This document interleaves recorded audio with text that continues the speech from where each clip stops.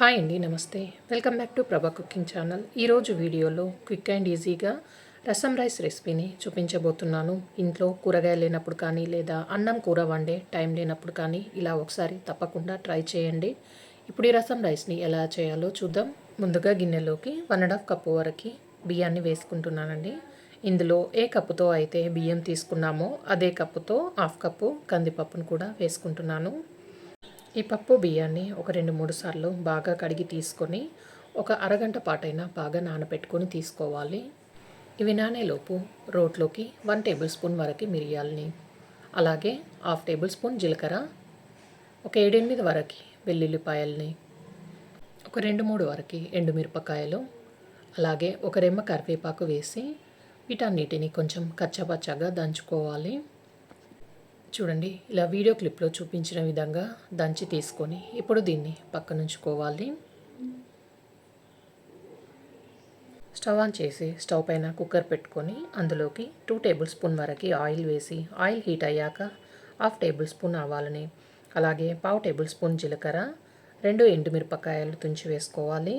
ఒక 4-5 వరకు పొట్టు తీసిన వెల్లుల్లిపాయలని, అలాగే ఒక రెమ్మ కరివేపాకు వేసి ఇవి వేగిన తర్వాత దీంట్లోనే 2 మీడియం సైజ్ టమాటాలని చిన్న ముక్కలుగా కట్ చేసుకొని వేసుకొని ఒకసారి కలిపి టమాటా ముక్కలు మెత్తగా మగ్గే వరకు మగ్గించుకోవాలి. ఇలా టమాటా కొంచెం ఉడికిన తర్వాత ముందుగా దంచిపెట్టుకున్న గార్లిక్ పెప్పర్ మిక్స్ని వేసి 1/2 టేబుల్ స్పూన్ పసుపు, 1 టేబుల్ స్పూన్ రసం పౌడర్ వేసుకొని ఒకసారి మొత్తం కలిపి 1 నిమిషం పాటు కలుపుకొని వేయించుకోవాలి.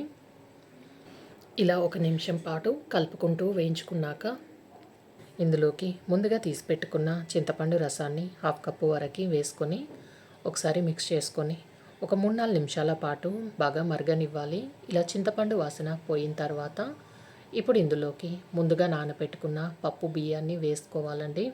ఇలా బియ్యం మొత్తం వేశాక 5 కప్పుల వరకు నీళ్ళని పోసుకుంటున్నాను. ఇందులోనే రుచికి సరిపడా ఉప్పు వేసి అంతా కలిసేటట్టుగా కలుపుకొని ఒకసారి టేస్ట్ చూసి కావాలంటే ఉప్పు మళ్ళీ కొంచెం వేసుకొని కలుపుకోవచ్చండి. ఈ టైంలోనే మొత్తం ఒకసారి ఇలా కలుపుకున్నాక కుక్కర్ పైన మూత పెట్టేసి ఒక 4-5 విజిల్ వచ్చే వరకు ఉడికించుకోవాలి. ముందుగా పప్పు బియ్యాన్ని నానబెట్టుకొని తీసుకున్నాం కాబట్టి పప్పు బియ్యం తొందరగానే ఉడికిపోతుందండి మెత్తగా. ఇలా ప్రెషర్ అంతా పోయిన తర్వాత మూత తీసి చూపిస్తున్నానండి. దీంట్లోకి చిన్నగా కట్ చేసుకున్న కొత్తిమీర వేసుకొని ఒకసారి కలుపుకుంటే సరిపోతుంది. మరీ ఎక్కువగా మెదపనవసరం లేదు. అంతే అండి, ఎంతో టేస్టీగా ఉండే రసం రైస్ రెడీ అయిపోయింది.